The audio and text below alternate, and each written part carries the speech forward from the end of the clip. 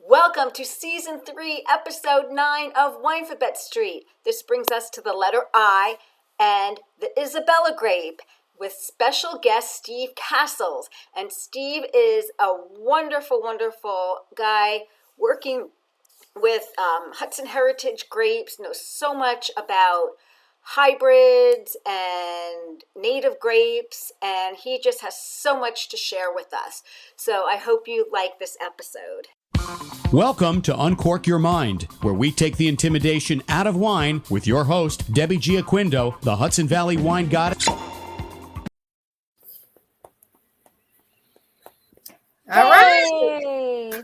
Hey, everybody. Welcome to Winephabet Street, our third trip around the sun, and we are at the letter I, and we are talking Isabella Grape today.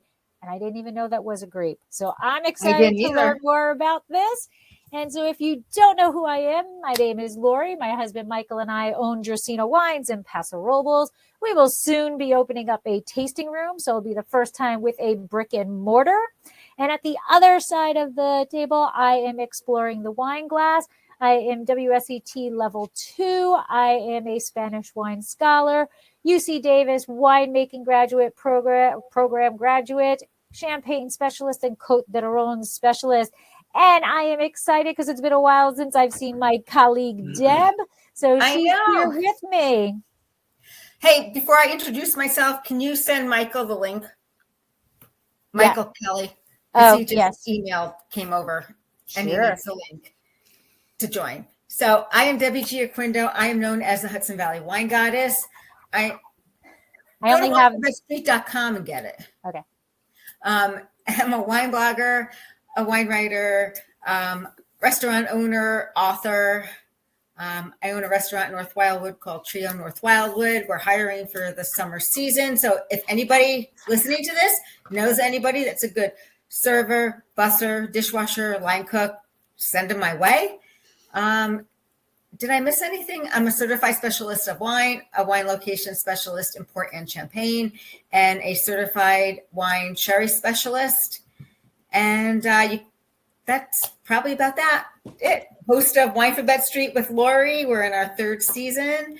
And today we're talking about the Isabella Grape, which is fairly new to me. And we've got Steve Casscles here, who is an expert on it. And he's an expert on all hybrids. But Steve, do you want to give us a little introduction on yourself? Sure. Not hybrid. Hybrids, yeah. Most people are afraid of the word hybrid. They think it means like GMO and stuff like that, and they're not anything like that. Anyway, my name is Steve Casscles, and I've been making wine since I was the age of 13 years old at Ben Marl Vineyards. So this is like my 50th year making wine. So it's kind of hard to believe. I have a farm in Athens, New York called Cedar Cliff Farm Vineyards. And what I do is I work with Malaya Estate Vineyards. And what they do is we have something called the Hudson Heritage Project. So basically it's grape varieties that were either brought to the Hudson Valley in the 1950s from France, or grapes that were developed in the Hudson Valley in the 19th century, or that came from the Boston area in the 19th century also. So basically I work with heritage grape varieties. I like them because they can be grown sustainably. They have lots of different flavor profiles. They're fungus disease resistant. They're productive. The other thing that I did was there's a book called Grapes, the Hudson Valley and Other Cool Climate Regions of the U.S. and Canada.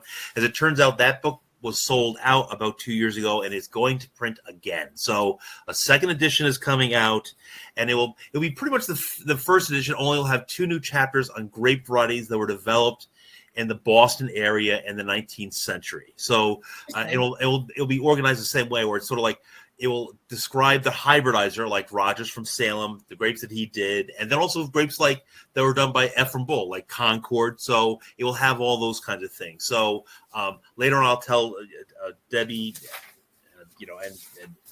about all these kinds of things, so that if your subscribers want to get that book at all. But it's kind of fun. But what it does is it talks about like all these different kind of grape varieties, including Isabella, what kind of wines they make, where they came from, how they developed, and that kind of stuff. So that's pretty much me, I guess. Awesome. Great. Well, that's a lot too. So that's cool. So before we get into Isabella, and this is honestly, I think, a first for Debbie and myself, we don't have a wine. No, we have no wine. We have no wine. We've got water. Can we turn the water into You wine? can get water on. So I have one wine, but again, I only make 15 gallons of it. And I got the grapes from the Finger Lakes. And the reason I bought the grapes was because I've heard of the grape variety. I'll have you ask questions, but what I'll do is I'll talk about the derivation of where the grape came from and then where my interest came into the grape. Okay. So absolutely. So before we get into talking about Isabella, we are going to get Elmo to come visit us. So here we go.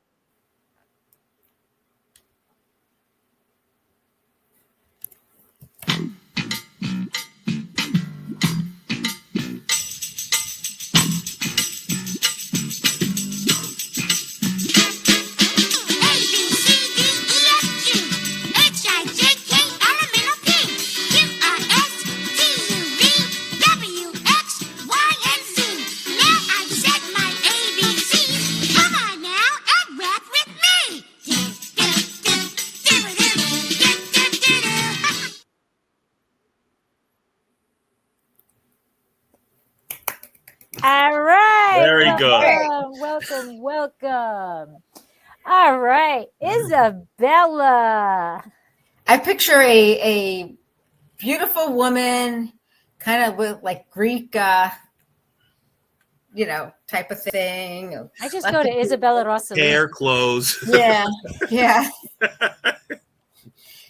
So, Steve, Isabella, it's considered, quote, a hybrid grape, correct? Yeah. Mm-hmm. And so how does Lambrusca differ from vinifera? We don't have any wine, so I can't you can Describe what they are. It's an so older. Is it red grape, white grape, thick skin, thin skin, what color? Because I also read a lot that it was a rosé and it was different. Yeah, you can make a lot of. It's very versatile in the cellar, so you can do a lot of things. It's a deep purple black grape, and where it came from is basically in the 1820s. There were people in Europe who were bringing vinifera grapes over to the U.S. to try and grow them. They didn't live, but what they did is those first few years in which they were alive, they were flowering and they were putting pollen to other Native American grapes and then creating new grape varieties. So what Isabella is something called a chance hybrid or a chance seedling from a garden that came somewhere in the South, probably either South Carolina, North Carolina, Delaware. They're not really sure. So basically there was a person who was growing a vinifera of some sort. It lived there for a little while. It pollinated a local grape variety. It created grapes. The grapes fell on the ground. A chance seedling showed up which was this chance seedling. The reason it's named Isabella is that there was a horticulturist in Brooklyn, New York, and his name was George Gibbs. And what he did was he planted that grape, in his garden in Brooklyn. And there's a very famous nurseryman called William Prince from Flushing. There's the Prince Nurseries and Leninton Botanical Gardens, which is in Flushing, which is like one of the biggest gardens in the U.S. as far as like propagating and selling grape material or any other kind of fruits. So he went to the house, liked the plant, got cuttings of it, put it back in his nursery, started selling it. And it was actually when it was found in 1816, there wasn't really a lot of grapes that could actually really grow in the U.S. So it was actually the standing the thing that was that made it good for this grape was because it at least grew fairly well and you could make okay wines out of it. The reason it's called Isabella is because George Gibbs, who's the guy from Brooklyn who had this chance seedling, his wife's name was Isabella. So they named it after his wife. That's some bonus points right there. Yes, they do it that way. So serious. Yeah. So and just this guy William Prince, who found the grape and then started propagating. He did that with a few other varieties. This is actually the 300th anniversary of that vineyard or that nursery. It started in 1723, and then it finally went out of business in 1869. And there was 5 generations of the Prince family in Flushing who were growing grapes and selling. And actually, it was one of the centers of horticulture in the U.S. as far as like propagating grapes, selling grape varieties and apples and other kinds of things like that. In beautiful, and there was actually 10 other very large nurseries in Flushing. So it was actually the center for the U.S. when it came to propagating plant material. So the grape was actually, so that's a little different than typical, because the typical hybrid, the Labrusca, whatever, usually is man-made, right? It's usually they took something that they liked in here and something that they liked in here, and the mad botanist put them together. But this was actually a chance crossing. It was a chance. And actually initially, in the early 1800s, most of the new Native American grapes that were being created were actually chance seedlings that were found in other places. Like a grape, I think you covered Delaware one time. Yep. Yes. Delaware came from probably somewhere in the Maryland area, and then it found its way into a garden in Ohio. And then the guy liked the grape variety, started propagating it, sent it to a guy named Downing, who was in Newburgh, who was a nurseryman. And then he said he identified it as being a grape that was unique and different. So he says, this is a different variety. So he says, that's really great. Well, what should we name it? Well, the guy who sent the grape to Downing from Newburgh was in Delaware, Ohio. So he named it Delaware. He did not get as much bonus points as naming it after your wife. Right. Yeah. Well, not my wife. No, the wife. No, of I George. mean- Yeah. He didn't get as much bonus points as the guy who named it after his wife. Yeah, exactly. The other one, too, very quickly, is like Catawba, another chance hybrid. So it turns out it has Labrusca in it, but Southern Labrusca, so it's kind of like a dull, kind of like amber color. It turns out they just the last few years, they did genetic testing on it. It turns out Catawba is a hybrid of a local grape somewhere in like North Carolina, and Semillon, which is a grape that's used in Bordeaux. So Catawba, is 1/2 vinifera, and one of the children, French. and one of the children of Catawba is a grape called Concord. Oh, Concord is a hybrid of Catawba and something else. So Concord, which is found in Concord, Massachusetts, and created there as a chance seedling, is 1/4 vinifera. They're all chances. So initially they were all chance hybrids. Oh, okay. So with Isabella, oh shoot, hold on a second. I just deleted the thing. Anyway, with Isabella, who are the parents then? They have no idea. I think genetically they're getting better as far as doing genetic testing to figure out what it is. So like with Catawba, they did a genetic testing of that, and they realized at least the mother was Semillon. So, and then they did a genetic testing of Concord because they thought that might have had something to do with it. And then they found out that it had Catawba in it. So you have to do tests, and it's pretty expensive to do a test for each different variety. So, and also to know what you're looking for too. So, okay. So let me ask you this. Okay, I was on the phone with another gentleman who grows Isabella, and he had mentioned that, and I might have misunderstood, but somehow Spain was involved. Spain. Oh, Spain. Okay. So he said that it kind of, I'm not quite sure if he said it originated in Spain or it went to Spain. I think what probably happened is that when you had phylloxera and the other diseases that were imported from the U.S. to France, and it started like knocking out all their vineyards, Isabella was one of the grapes that was used and brought back to France and planted. Oh, so it probably was a grape that was brought back to Spain. And Spain had the phylloxera problem too, not as much as France. So I suspect it's a grape that came from the U.S., Isabella, and then went to Spain and then France. Mostly went to France. Okay. And is it successful in New York State? I mean, do a lot of people grow it? Not as much. I mean, again, remember the time frame you're in 1816 or so, there weren't many grape varieties that you could grow successfully in the U.S. The viniferas did not work well at all. You didn't have the French-American hybrids at all. What people were doing is looking, and they wanted fruit. So what they were doing is looking at people's gardens and finding out what lived. So that's where they found Catawba and Delaware and Isabella and Iona. All of those and Humilian, they're all chance hybrids that seem to be alive So they started propagating them. So that's where they came from.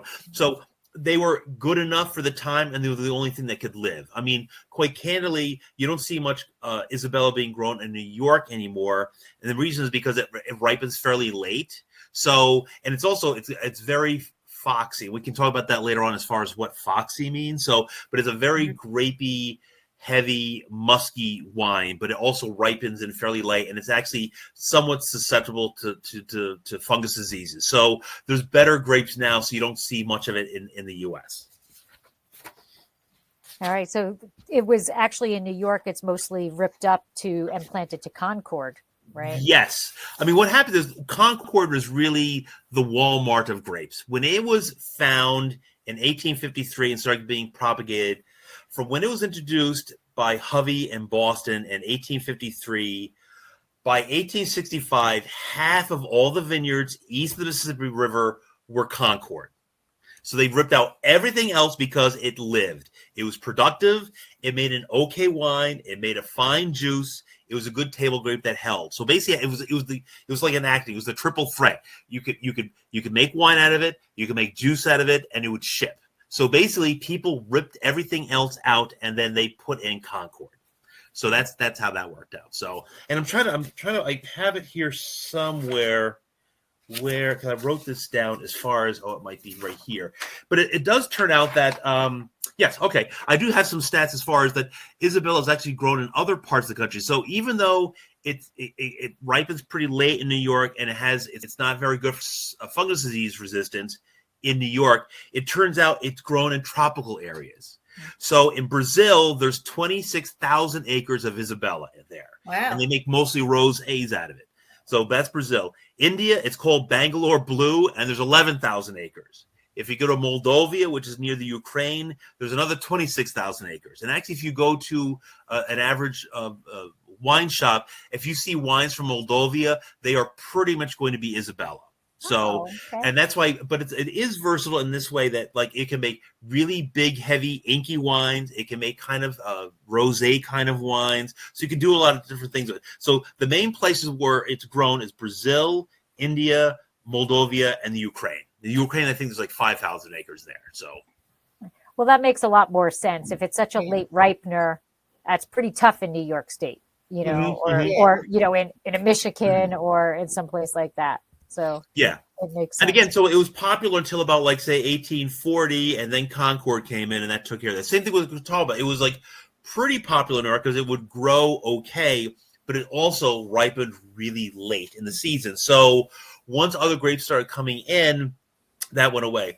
Now, a lot of the work that I do through the book and my other work dealing with hybridizers, a lot of hybridizers did their work in Newburgh, New York, in the Hudson Valley, in the Boston area, and also in St. Louis. And what they were doing is they were hybridizing Native American grapes, wild grapes, and vinifera's, and they were trying to basically create varieties that would meet their needs, which was really ripen earlier, be more fungus disease resistant, have bigger berries so that you can, like, use them as table grapes or as wine grapes. So in the Hudson Valley, a guy, Ricketts from Newburgh, developed grapes like Empire State, Jefferson, many other ones, but basically they're big bunch berries that with wines that are very soft that taste like guava. So he actually is very successful, and that's one of the grapes that we're actually shipping to California now to propagate more of them. So basically, it's a grape that, like, ripens fairly early, has fairly good sugar, so like 20% or so. It's fungus disease resistant, and then can either be used to make either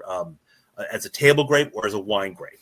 So, but that's when you started seeing a lot of hybridizing. You saw it actually in the U.S. before France. So, like, really, there's a lot of hybridizing in the Hudson Valley, Boston, and St. Louis area from the 1840s to about the 1880s. When phylloxera hit France, you saw a lot of hybridizing starting there, like 1870s to about 1930. So it's a very different thing. So a lot of the component grapes they used in France were grapes that were developed in the Hudson Valley.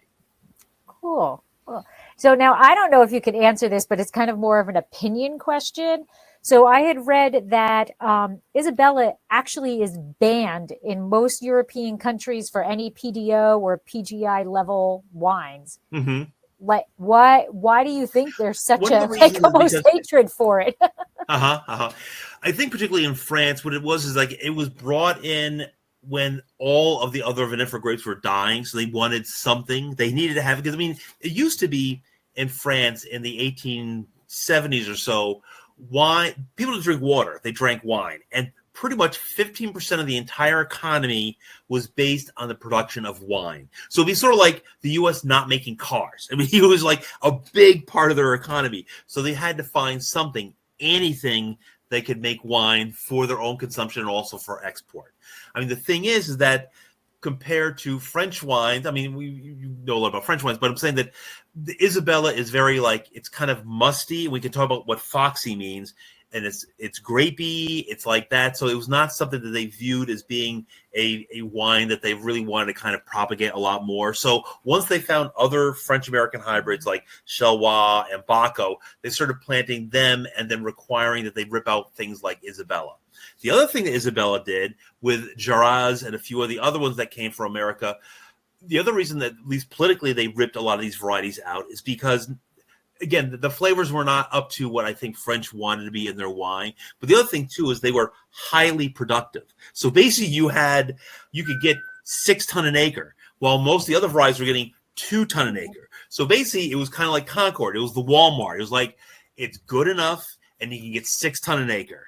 And that put competition against other bigger commercial growers who said, I don't want to compete against an Isabella where they're getting 6 ton an acre and I'm only getting 2 ton an acre. So I'll talk to my local legislator and we'll pass a law and we'll ban it. So that's what they did. So Karen, who is in the chat, she said she was reading while you were talking and she read that Isabella makes a great jam and juice because of its sweetness. Mm-hmm. Yeah, it's sweet. It's like around 18-20. Yeah, so it's sweet that way, but it's very grapey.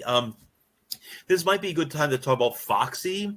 You've heard the term Foxy as far as with like Concords, and a lot of people will assume that Foxy means like Concord wines. It turns out Foxy predated Concord, and really it's a description for wines that are like Isabella. And Isabella is a grape that is like very grapey, very musty, very soft. And the reason I called it Foxy was because it smelled like a wet fox or a wet dog, because it was musty. So it's not, when you hear of Concord and that's Foxy, there's many different kinds of Labruscas that have different flavor profiles, but the traditional meaning of Foxy was very musty and grapey and soft. So that is what Isabella is like. Is it high acid? No, very soft. Yeah? Yeah. Okay. Yeah. And that's why it makes a good juice. So it's like, it's pretty sweet, but doesn't have a lot of acid. That's why wine grapes don't make very good juice grapes, because they got too much sugar and too much acid. You want things like Concord, which are like 60% alcohol or 16% sugar and softer acids, or maybe like a little acid to give it a little bite. But Isabella is very soft, very, very soft. And also, too, it's got a lot of color. So if you crush it up and let it sit for like a few hours, you're going to pick up all the color. So it's very, very inky. So this is, that's it right here. That's what it looks like. So, and I pulled out, I don't know if you have the picture of the barrel, but yeah, I'm going to show that. I'm going to show Okay. it. I think I started sharing. Uh-huh. No, it didn't work. So I only make 15 gallons of it. So It says sharing. Mhm. I did. It's in here, but it's not working. Okay. Well, it's a little barrel. That's what you got to say. Yeah, I have the picture of it. Yeah. No problem. So, But and just, the it's reason not working. the reason I made the Isabella is because it's the 300th anniversary of the Prince Nurseries in Flushing. So I've been working with the Queen's Botanical Garden about doing a celebration on that family and that nursery in that area. So Isabella was one of the grapes that Prince brought to the fore in the United States and export to other places. So I figured it would be kind of nice for a celebration to make a 15 gallons or 20 gallons of an Isabella to use at the Queen's Botanical Garden. Oh, that's nice. Have you worked with Isabella before? That's the only time I've ever worked with it. So, Oh, okay. And how did you find working with it? It Positive, was actually a very negative? easy grape to make wine out of. I mean, basically, the pH is pretty good. The acid's pretty good. And it was easy to make wine out of it, actually. Yeah. So it's actually, it's at the pH and the sugar levels are like what you'd find for an average French-American hybrid or a vinifera as far as making wine out of. And actually, its pH is a little bit lower, so it actually makes it a lot easier. So the wines are pretty soft. That's what I was going to ask. What do you bring when you bring it in? What are your technicals when you're bringing them in? I'm sorry to say I don't do a lot of technicals. I was educated actually by people at Ben Marl who were taught in France, and they were not. I mean, I like the idea of chemistry. I want to have a wine lab. I'm 63 years old. I don't have one by now. I probably won't have one going in the future. So I base everything on taste. So when I get the juice and when I get the wines, I do a lot of blending. So I've got a high acid wine, a low acid wine. I blend together. So I don't have I don't do testing on that stuff. I'd like to, but I never did. I feel bad about that. So I just was I'm thinking of like the pH of that and microbial aspect of it.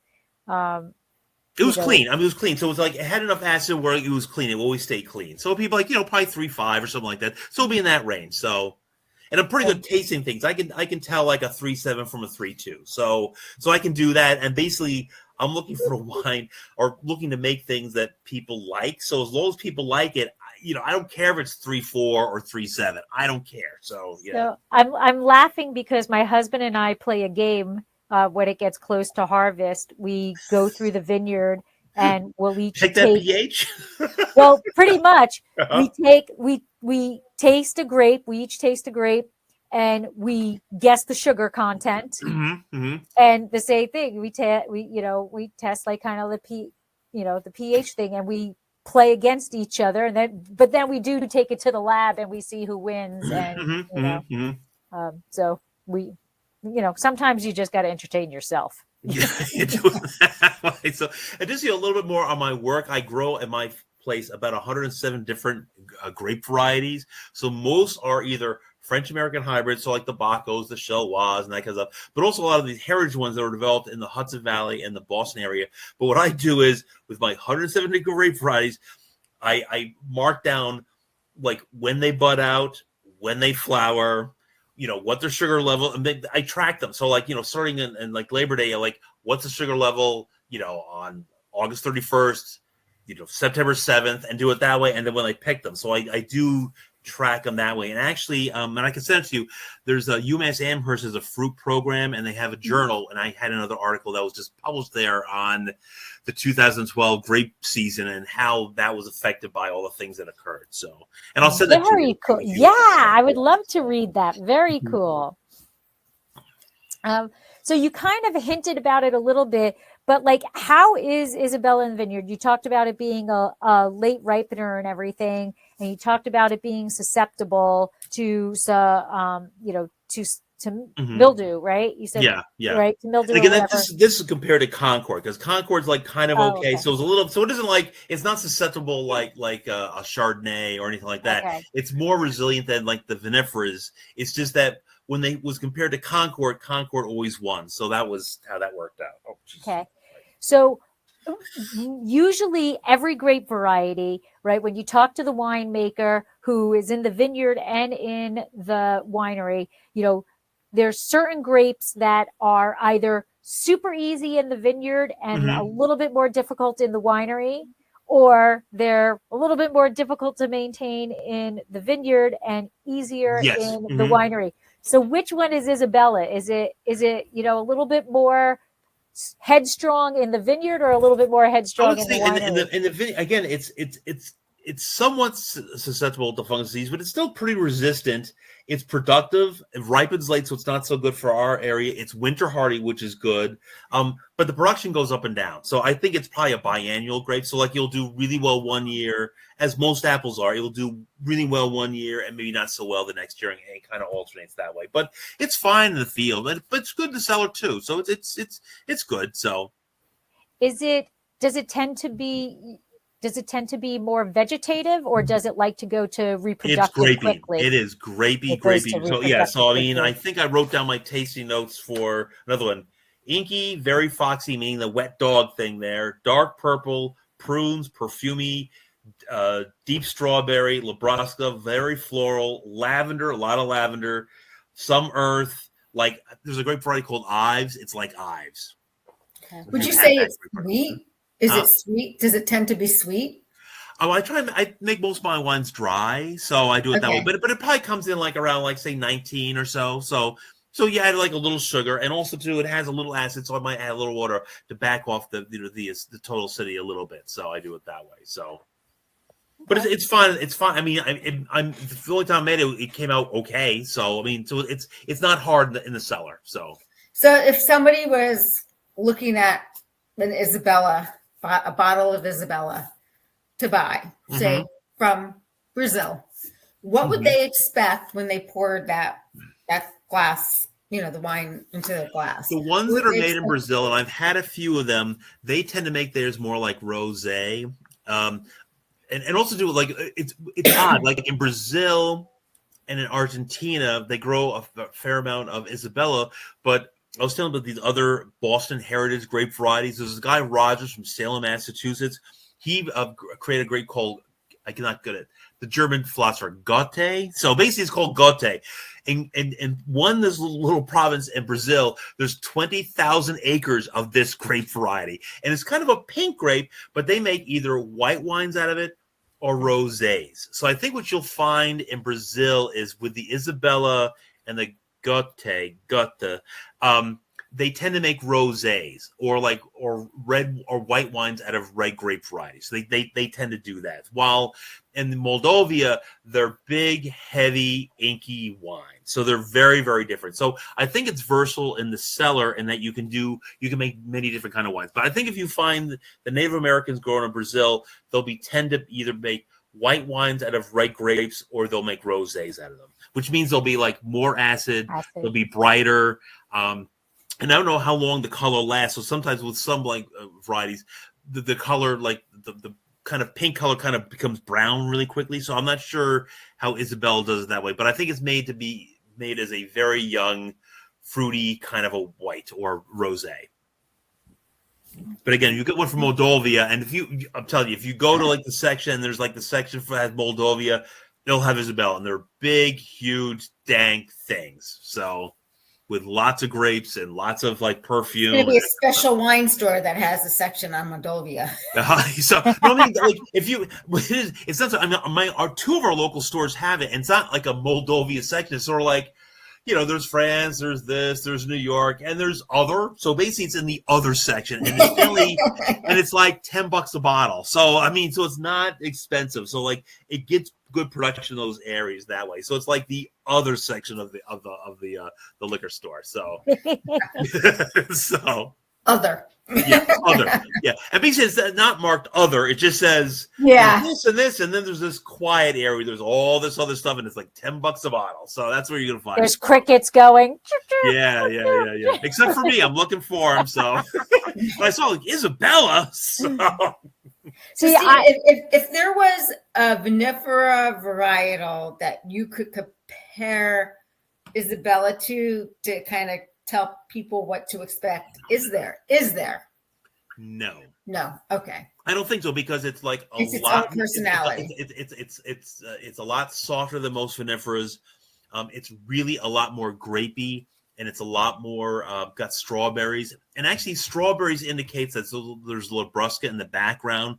So if you buy like a Cornell hybrid like Steuben or Noire, they all have that kind of like strawberry cotton candy thing.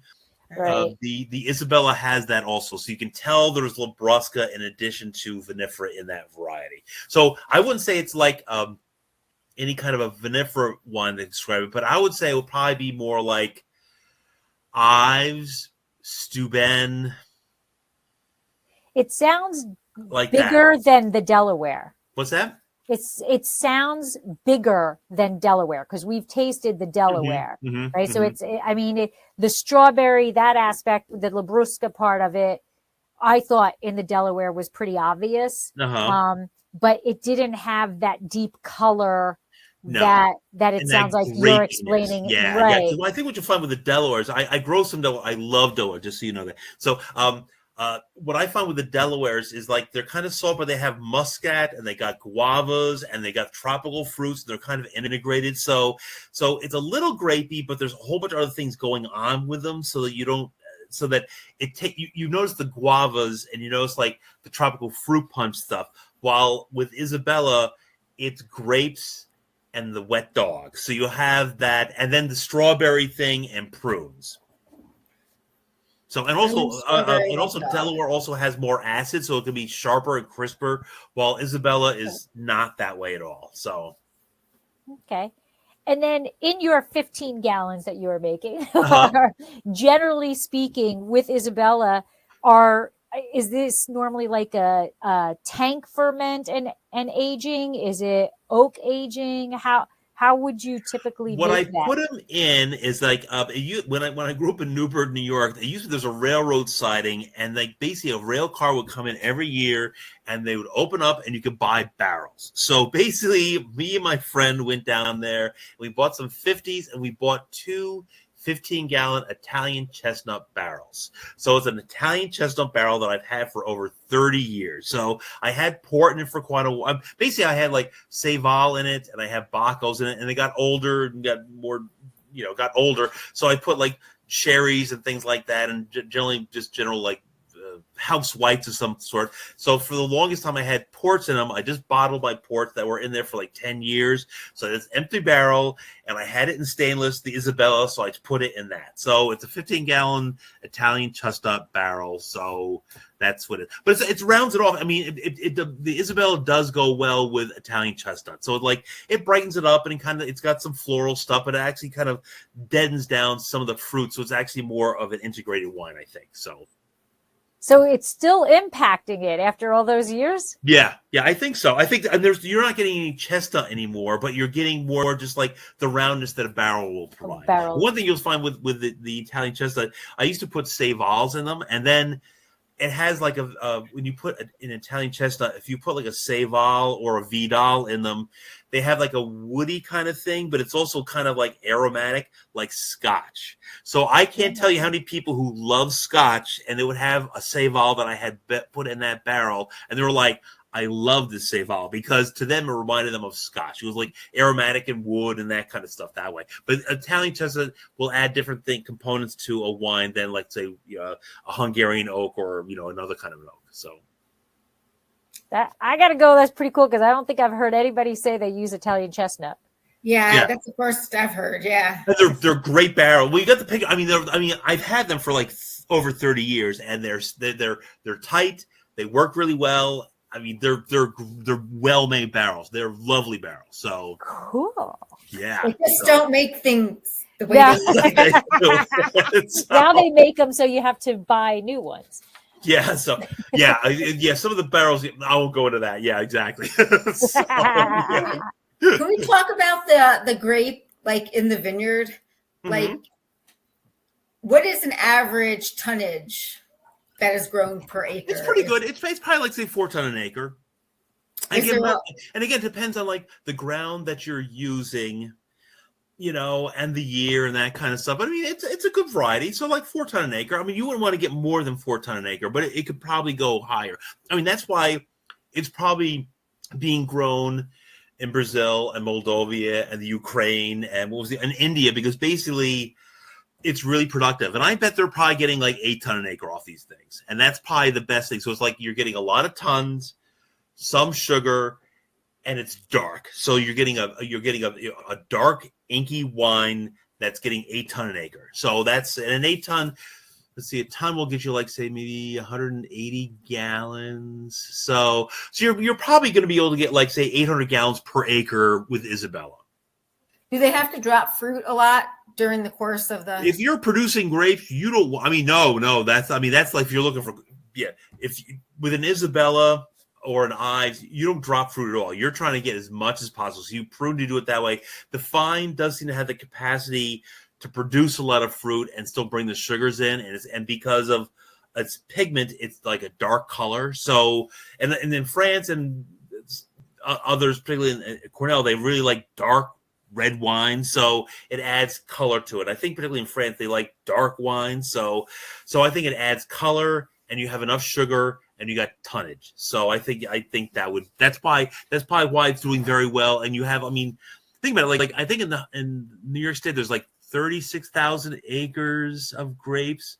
So you have in Moldovia, a little teeny country, and it is got 26,000 tons. So it's almost the size of the New York wine industry. On this little teeny province has almost as much grapes as New York, and they only grow Isabella. Same thing with India. It's like it's a really hot climate, and it's very, it's like I've been to India several times. It's like it's really hot, but you have like monsoons, torrential downpours, and then just like hot. So it seems to do well there. And you got 11,000 acres there. And Brazil, which is known as being kind of hot too, you got 26,000 acres. So it's something that you can do a lot of things with. So it's probably good in the field there. But mostly it's like you get some sweetness, some color, and you can make a base wine. So in the vineyard, are the clusters big, small, or the berries big or small?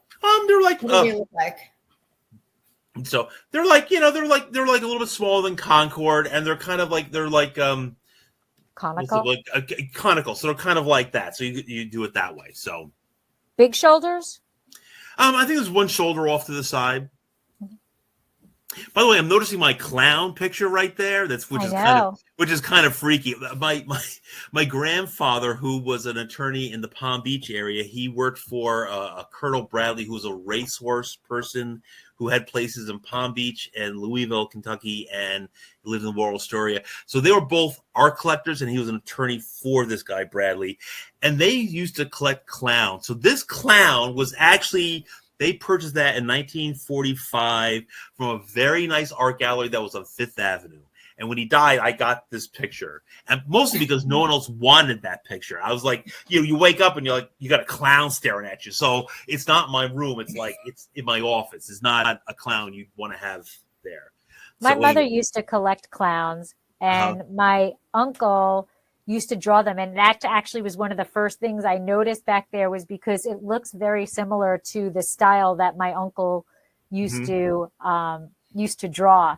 And I'll have to later on. I'll have to take a picture of it and send you an email. It's actually worth some money. The artist is named Ramirez, but basically it was on Fifth Avenue, and he says that's a clown for me. So, and then he brought back to Palm Beach, and where his house was.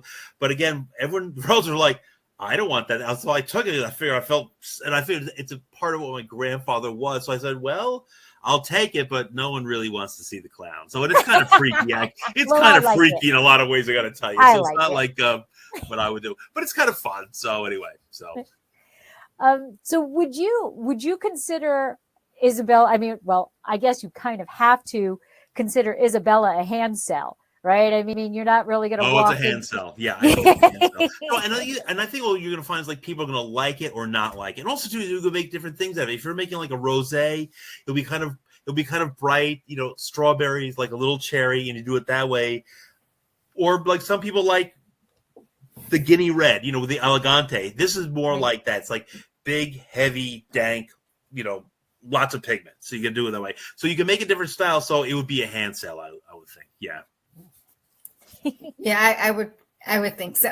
Yeah, I would think so. Yeah, exactly. So. I not to be mean, but I can't imagine you going into a wine shop and too many sommeliers or a restaurant and too many sommeliers say, let's build an entire wine list around Isabella. Yeah. Or going to Astor Liquors in like Lower Manhattan saying, hey, we got our Isabella section. So. I'm looking for Isabella Grape wine. Do you have one? So, I think that will throw some people. It's a good historic grape though, for the standpoint of like in the U.S., like from 1810 to 1830, they wanted to grow grapes for wine or for George or whatever. So they were looking for things, and this is the one. And basically, they found it in someone's backyard. They said, "This is good enough," and it lives. And that's how that. Just like Delaware, just like Catawba, just like Iona, just like Humilian. There's many other Winchell. There's all these varieties that it was because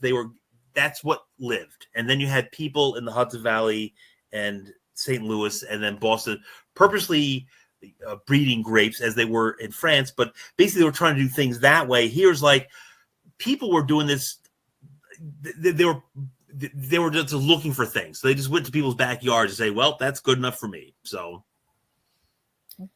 Steve, we know grapevines, they change their production volume as they age. Does Isabella do that? I mean, can you taste the difference between like a new vine and old vine? I would No? think so, but again, you understand like where the niche is for Isabella in Europe and in Brazil and India is like big production wine. So it's like a big jug kind of a wine thing. So whether it's like old or young, I think if it gets like older, it's not producing as much, they probably like rip it out and put more in to like get more production. Right. So, but I think they don't allow like, it to age. Yeah, I don't. They're not aging wines at all. I think it's like. I mean, I haven't been to France, but I hear like they used to. I don't know if that's the case anymore. Like you go to the grocery store and then like you put the spigot on and you get the milk jug of whatever it is. This will be that kind of a wine, I think. Okay. So you do it that way. So it's not something you're aging. You're not putting in a barrel. It's in a big tank, and then you get it for whatever a gallon. That's what I think. So, but it's still historically, it's very interesting because basically it's one of the first grapes that were really grown in the U.S. for wine production, in addition to Catawba and a few others. But there was like 3 of them. So there wasn't a lot of grapes. So like this is what they worked with for probably 20 or 30 years. So. Wow. And so when I was looking it up, Isabella typically only has like 1 seed in it. So like, and one, maybe 2 seeds. So that's very different, or at least to vinifera. Is that typical with the heritage grapes to have that few seeds? I don't know. Concord's probably got like 3, I think. Yeah. I don't really know. I know a bit about heritage grape varieties and how to make wine and blah, blah, in 50 years and blah, blah. But the number of seeds that each variety has, I kind of don't know. I don't know that at all. But I got to go geeky. I always go too geeky. Yeah. How many seeds? Because I was like reading. I'm like, oh my gosh, it's only got 1 seed. That's not a typical for. That is unique. That is unique because most have 2 to 3 per, and like some of them have like 5. 5, right? So, right. If you go to Foch, it's got like 40. It's unbelievable. It's like skin, a little pulp, and seeds. That's all it is. Wow. Yeah. I mean, not that many, but there's like probably. I know what you mean. So now that you're making your first barrel of Isabella, are you doing anything different with the winemaking process as you would another heritage wine? What I try and do when I make heritage wines is to me a heritage wine is a grape or a wine that's from an area that actually influenced the area. So like in the Hudson Valley, French American hybrids came in by Philip Wagner, who was a nurseryman from Maryland. But basically he was like the editor for the Baltimore Sun, and he was the Paris chief. So basically when the Nazis started coming in, he got lots of grapes and smuggled them into Canada and then brought them to the Hudson Valley. So that's why I view all these things as heritage things. So, but as far as like Isabella, it's heritage because like it's part of our past, I think. I think that's probably the best way I could say that. I don't think I answered your question at all. No, you did not. I did not. I went on a tangent, and then I got to a point, and I said, I went somewhere. I was going to go to a point, but I didn't. Let's try it again. So in the production of your Isabella wine, can you go through the process and see if it's any different from, a vinifera or another, Oh, I see. They're probably different. What I did was I was actually in the Finger Lakes for a different reason. I had to pick up some Iona juice, and there was a guy there who had Isabella juice. And I said, I'll get 15 gallons. And I bought the stuff. They had not started fermenting it, but it was also a deep color already. So I didn't get the grapes and ferment them in the skin. That's why this is actually a fairly lighter Isabella. But if I got the grapes and fermented it, I bet it'd be like inky black. It'd be like Dushnak. It would be like Loire. It'd be like a big thing that way. So what I do is I got the juice, brought it back, and then just fermented it and I try to keep it clean. So like what I do is when I do a lot of these heritage varieties is I try not to like do a lot of different styles. What I try and do is do a similar style for all of them so I can compare what a Vidal is like to compare to a Saval as opposed to an Isabella. So I tend to use the same kind of yeast and the same way of making wines so I can compare them that way. And then when I get to a point where I say, that's a good grape variety. Then I start doing different things. So like in my own work, what I'm working with a lot more, I've identified as like a grape called Burden 6055, Palmer, which is a grape that I was found here at my farm right here. Le Cornell is a good one. Jefferson. So I've identified of these hundreds of heritage grape varieties, ones that are really good, I think, in the field and in the cellar. So now what I'm doing with those grape varieties, I'm putting more of them in, and now I'm starting to like use different yeasts, put them in oak, different skin contact times. So I'm doing it that way. So I'm going to go geeky again, but not that geeky. Uh-huh. So if Isabella is such a late harvesting grape variety, like in the future, do you see you're tinkering with maybe co-fermenting it with a later varietal, vinifera grape, or a later varietal, another heritage grape, like a co-fermenting concept? I think what actually would do well with actually is co-fermenting with beer. What I'm doing, I'm not joking, because what I'm doing right now, because I have kids who are like under 30, and a lot of them actually have friends who are beer makers. So in the Catskill area, we have 6 different breweries. So I know the brew makers because they're my kids' friends. So this year, for the first time, I sold quite a few of my New England heritage variety grapes to a winery, or to a brewery called Subversive. And basically, it's a beer wine. So I took all these grapes and they co-fermented them and do it that way. So I think what Isabella would probably be good for is co-fermenting to make a beer. Okay.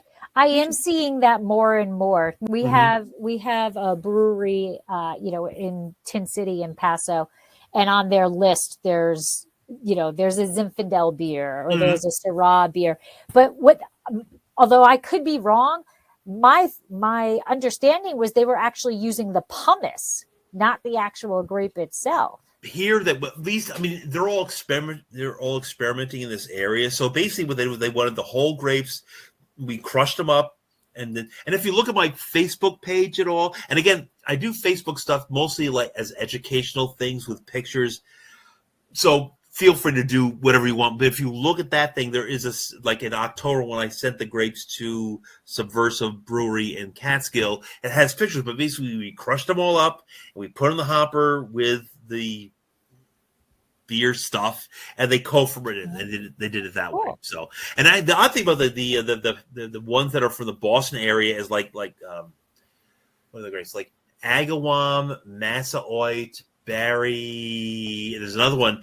Their colors are very different than Isabella, which is like kind of dank and like a deep purple. The ones from the New England area are they're like Star Trek colors. It's like electric blue, hot pink. So like the beers come out like hot pink, electric blue. So they're gonna fly off the shelf. So people seem to like that, and one of the grapes that's hybridized into the New England hybrids is a black Hamburg. So it's got that muscat thing, but it's got that electric blue thing. So like it's very attractive that way. But I'm thinking, going back to Isabella, it's got lots of grapey flavors. It doesn't have a lot of high pH, so like you don't want a high pH grape going into a beer, because you don't want that. My understanding. So I think Isabella would actually be good as a co-fermenting with beer. Cool. Yeah. So, Steve, what's in your glass to Isabella, and when it's co-fermented with beer, what would you pair them each with? I like eating. but I'm not a big pairing. I mean, Would you pair an Isabella with a dessert? Yeah, probably dessert. Yeah, it'd be more like a port. I would probably put it with like a Stiltberg, or like any kind of the blue cheeses. I would probably do that, or smoked cheeses. I would probably put it with more things like that, not as a dinner wine when you're having your steak. I would have it beforehand or afterwards. That's what I would do. And like a berry pie. Yeah, I was thinking like a blueberry pie. Mm-hmm. Yeah. It would stand up to it, and it would be different enough where you could actually taste the blueberry pie and the wine. Yes, I would think something like that. I think I'm not a gourmand I am, which means you eat a lot. So I can do that. So yeah, so You just want somebody else to make it. yeah, I took 3 years of French, so I know the difference between those two. Like gourmet is like you know, and then gourmand's like you eat a lot. So it's like but I think it would probably do with like the blue cheeses, and then I think the aged cheeses and like a blueberry pie. It would do well that way. But if you were having it with like a chicken dish or a fish dish, I wouldn't do that. I don't think so. Well, unless the chicken dish was like made with some type of a jammy, because exactly. Mm-hmm. You got to match Mm-hmm. kind of match the flavors into it. Mm-hmm. Mm-hmm. Whenever we go with my grilled cheese, because I always put I put jam on my grilled cheese. Oh, do you? Really? All the time. Yep. What kind of jam though? Usually blackberry jam. So Interesting. yeah, so toast the bread so that it gets warm, and then I use my little griddle, panini press type thing, and the cheese goes on, and then the blackberry jam goes on, and it goes. That's and how you're I all make it. set. All set. I put bacon on my grilled cheeses or tomatoes. Or bacon and tomato. Yeah, there you go. Or caramelized onions. Oh, no. You do it that way. So, yeah, but you'll find not Iona, but like Isabella's like a big, huge. There's lots of flavors in it though, so it's kind of interesting that way. That's I think what the cheese would do well. So cool. Now, so you did mention your Facebook page, and I believe, Stephen, that you can see the chat on your right-hand side of your screen if you hit chat. If you okay, yep, okay. If you want to just type in your Facebook page so that people in the chat can see it, and then if you can tell us where, verbally tell us where people can find you, so that we can link up. And of course, Debbie and I will link up anything. I don't know if you're on Instagram also, or I tend not to do a lot of that stuff. Like some people said, my daughter's like, "Oh, you got to do that." That seems like that's a whole nother thing. So I do like a little Facebook stuff, but mostly probably the best place to see my work is, and I wrote it down because I'm just one of those guys. Of course, I don't have it right here. So basically, if you go to the website HudsonValleyHeritageWines.com, so HudsonValleyHeritageWines.com, it will have like all the grape varieties that I work with, what they're like, what kind of wines they make. Or if you go to the Malaya Estate Vineyards website, you can actually buy a lot of those wines. So you can buy a Baco and a Chelois and a Bourdain and a Palmer, and you can do it that way. So I would say Malaya Estate Vineyards will be good. And also, too, if you go to them and say, I want to talk to Steve, they'll send that email to me, and then I can talk to people. So if people have questions, I'm happy to answer them. So I would think Malaya Estate Vineyards to contact me, or that Hudson Valley Heritage Wines to get pictures of the grape varieties that I grow and do it that way. So, and then also my email address is just my last name, Casscles, Casscles, J as in Joseph, S as in Steve, @ All right. Simple's better than hard. There you go. Thank you so much for. I just have one more question, Deb, because I forgot to write it. Is if you want our our followers and listeners to remember 2 things about Isabella, what 2 things do you want them to remember? I think it's a fun variety, and you can do a lot of different things in the cellar with it. You can make rosés and big, heavy wines out of it. Yeah, that's what I would say. I like that it's fun. I like that. Yeah, it's a union of Moldovia and Brazil. Yeah. Like them on the soccer field. And India. In India, they call it Bangalore Blue. They said, well, that's what we're going to call it. So I'm going to go in a shop, and I'm going to go, I want some Bangalore Blue. Blue, that's it. And they're going to look at you and say, what? Unless you're in Flushing, and then in Flushing, you can get whatever you want. So or Rego Park. So yeah. Good. But thank you so much for coming. And yeah, thank you. And then we'll talk afterwards as far as what you want, but it will be good. So thank you very much. Well, thank you so much. I hope you enjoyed it. It was a blast talking to you. I'm laughing. It's a good time. And to learn, you are a wealth of knowledge about so many different grape varieties. And, the Isabella, I'm going to go out and I'm going to look for an Isabella. I'm going to go try one. So I'm gonna go into a store. I'll go into a store down here and ask for it. They'll be like, huh? Huh? What are you talking The about? prize might be they're like, oh, it's over there. So,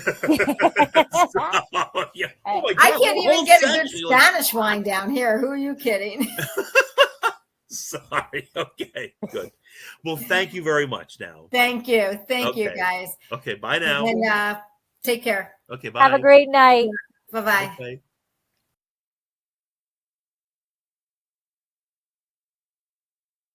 I hope you enjoyed this episode with Steve Casscles. He is just a wealth of knowledge, not just about the Isabella grape, but about hybrid grapes, about Native American grapes. He is just a wealth of knowledge, and I really thank him for joining us. And I hope you guys learned a little bit about the Isabella grape. And if you happen to see it and happen to taste it, please let me know what it tastes like, because we didn't have the opportunity to taste a wine made with the grape. So I'm on a hunt for it. So I am Debbie Giaquindo. I am the Hudson Valley Wine Goddess, and you can find me at hudsonvalleywinegoddess.com. I'm on Facebook and Twitter and Instagram as Hudson Valley Wine Goddess and HV Wine Goddess. My email, if you want to get in touch with me, is Debbie at hudsonvalleywinegoddess.com. And please, wherever you're listening to, platform that you're listening to this on, please give me a good review. Thanks so much and have a wonderful day.